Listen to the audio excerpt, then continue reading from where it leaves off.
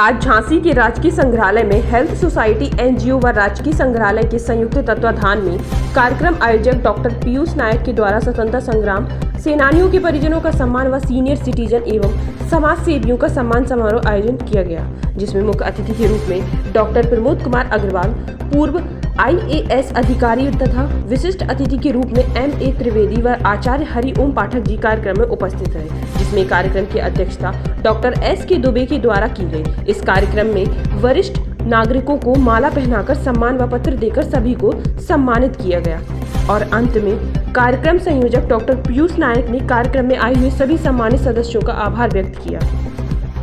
झांसी से संवाददाता पारस शर्मा की रिपोर्ट।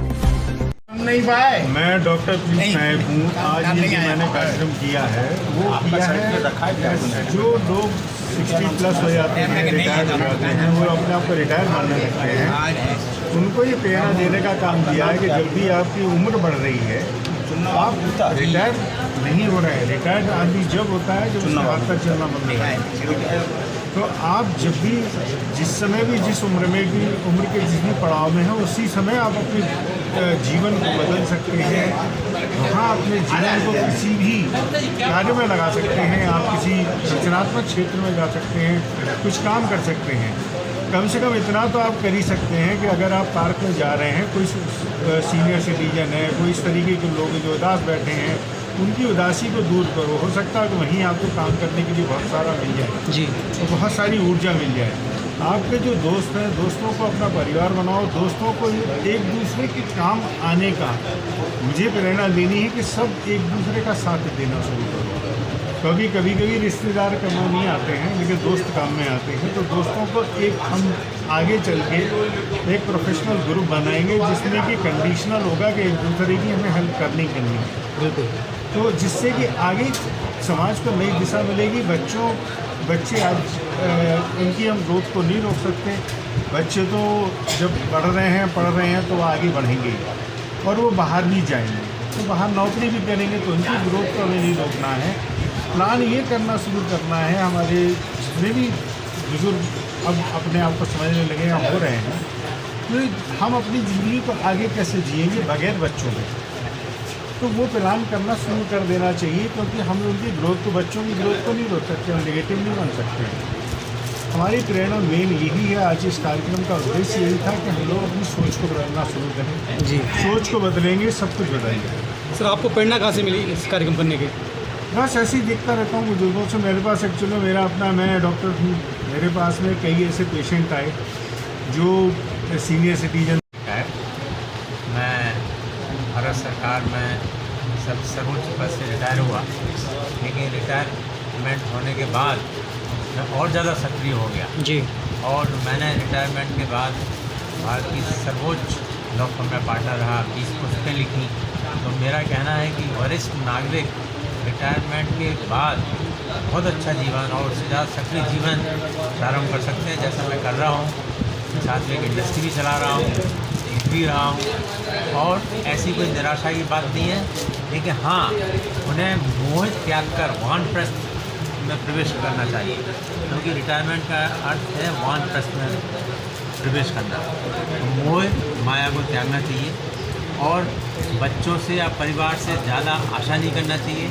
अपने पैरों पर स्वावलंबी होने की चेष्टा करना चाहिए और इसकी योजना उन्हें रिटायरमेंट की 20 वर्ष पहले से करना चाहिए। आज सर, आप कार्यक्रम के मुख्य अतिथि रहे, कार्यक्रम के बारे में आप क्या कहना चाहेंगे? कार्यक्रम बहुत ही सुंदर रहा और इस प्रकार का इनिशिएटिव जो मिस्टर नायक ने लिया है बहुत ही सराहनीय और प्रशंसनीय है, क्योंकि जो वरिष्ठ नागरिक अपने घर से नहीं निकलते जी, उनमें यहाँ पर आकर उपस्थिति में यहाँ जो हम लोग सब वक्ता थे, उन्होंने कहा कि नहीं, आप रिटायर नहीं हुए हैं। इस प्रकार की भावना भरी गई और उन्हें सम्मानित किया गया, क्योंकि वरिष्ठ नागरिक इस उम्र तक पहुँचे हैं, यही एक बहुत बड़ा क्रेडिट है। बिल्कुल। लेकिन आजकल इस ज़माने में जो छोटे छोटे बच्चे हैं, कुछ समाज में एकाकीपन का भाव आ रहा है, उससे वरिष्ठ नागरिकों को बड़ी तकलीफ हो रही है। तो आप चैनल वालों को बधाई। जहाँ कोई नहीं पहुँचता, कवियों के लिए लोग कहते हैं जहाँ ना पहुँचे रवि वहाँ पहुँचे कवि। ऐसे हर सामाजिक रचनात्मक कामों में कोई पहुँचे ना पहुँचे, हमारी लोकतंत्र की मीडिया की आँख हमेशा पहुंच जाती है। आपको सभी चैनल वालों को बधाई। आज राजकीय संग्रहालय में हेल्थ क्लब सोसाइटी की ओर में डॉक्टर पीयूष नायक जी ने वरिष्ठ नागरिकों के लिए उनके 60 प्लस 70 80 तक जो हमारी आयु है, उस आयु वर्ग के लोगों को बुलाकर उनकी प्रतिभाओं को सम्मानित किया है।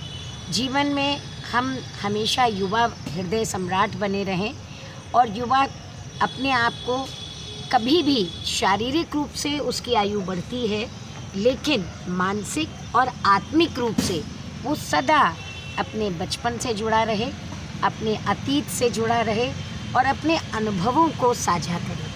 और वही आज हम लोगों ने अनुभव किया कि जहाँ आचार्य हरिओम पाठक जी जैसे बुज़ुर्ग और जहाँ पी.के. अग्रवाल जी पश्चिम बंगाल के IAS अधिकारी पुस्तक लिख सकते हैं और जहां स्वतंत्रता संग्राम सेनानियों के बुजुर्गों को आज सम्मानित करके 75वां अमृत महोत्सव मनाया और जहां प्रोफेसर डॉक्टर सुरेश दुबे जी उपनिदेशक संग्रहालय ने, ये एक आदर्श है कि हम आयु हमारी और हमारी सांसें ईश्वर की दी हुई हैं, लेकिन हम हर सांस का उपयोग किस रूप में करते हैं, ये वो सांस कबीर ने, रहीम ने, तुलसी, मीरा, जायसी ने हम लोगों को बताई। लेकिन 21वीं सदी में बढ़ता भारत, माननीय प्रधानमंत्री जी युवा भारत की परिकल्पना कर रहे हैं और उस युवा भारत में हम युवा अनुभवी, भले ही 60 के 60 सुख पाठा, ये बुंदेलखंड की कहावत है भैया रे, बे ऐसे कर दे कि 60 के हो गए, अब सरकारी गुलामी मिट गई, अब तो जो रिटायर हो गए, पेंशन वाले हो गए, इन्हें बैठे रहने दो। घर में डांट खा रहे, बहुएं डांट रही, दादा दादी कह रहे, सास ससुर कह रहे और ककिया तचिया। आपका नाम क्या है?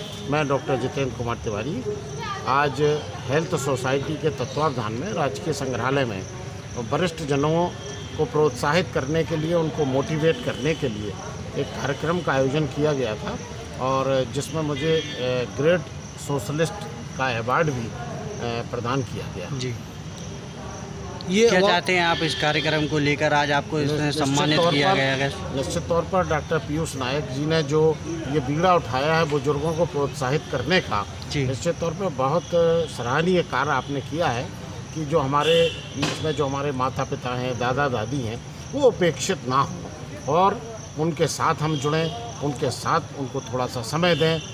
निश्चित तौर पर जब हम उनको समय देंगे तो उनके अनुभवों का लाभ हम अपने जीवन में उठा पाएंगे। इसी उद्देश्य को लेकर आज राजकीय संग्रहालय में कार्यक्रम हुआ।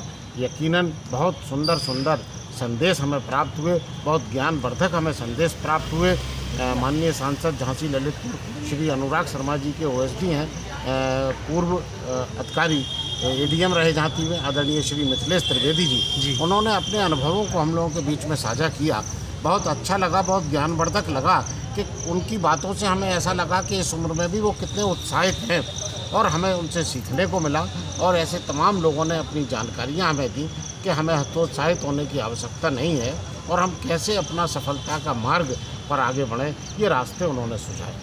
आप भी कुछ नए नए योजनाओं के तहत लोगों को लाभ पहुंचाते रहते हैं। अभी नवरात्रे आ रहे हैं तो क्या सोचा है, क्या होगा? देखिए, हमारी संस्था है जिला जन कल्याण महासमिति रानी झांसी फाउंडेशन और स्वच्छता, पर्यावरण और जल संरक्षण को लेकर हम लोग कई वर्षों से काम कर रहे हैं, लोगों में जन चेतना जगाने का काम कर रहे हैं और हम लोगों को बता रहे हैं कि कैसे हम स्वच्छता अपनाएं, कैसे छोटी छोटी बातों की पालना सुनिश्चित करने से पर्यावरण संरक्षित रह सकता है। अब जैसे पानी गिर रहा है, इस समय बारिश का मौसम है, इसे हमें बचाना चाहिए। पानी की एक एक बूंद हमारे लिए बड़ी कीमती है और ये पूरे बुंदेलखंड के सभी जनपदों में इसको लेकर हमारा जन चेतना जगाने का कार्य चल रहा है। मैंने भी अभी इस मंच के माध्यम से भी लोगों से अपील की कि इन सामाजिक मुद्दों पर हम लोग बढ़ चढ़कर अपनी सक्रिय सहभागिता सुनिश्चित करें और बहुत ज़्यादा हमें नहीं करना, हम जिस स्तर पर हैं उस स्तर पर करें। प्रतिबंधित पॉलीथीन, प्लास्टिक का उपयोग ना करें, हम कचरे को अपने घर के सामने ना फेंकें, हम सार्वजनिक स्थानों को गंदा ना करें। यदि हमें कहीं कोई नल की टोंटी खुली दिखती है, कहीं पानी बर्बाद होते दिखता है, तो हम प्रयास करें यदि हम स्वयं बंद कर सकते हैं या हम संबंधित विभाग के अधिकारियों के लिए थोड़ा सा वक्त निकाल के लिए सूचित करें। धन्यवाद सर।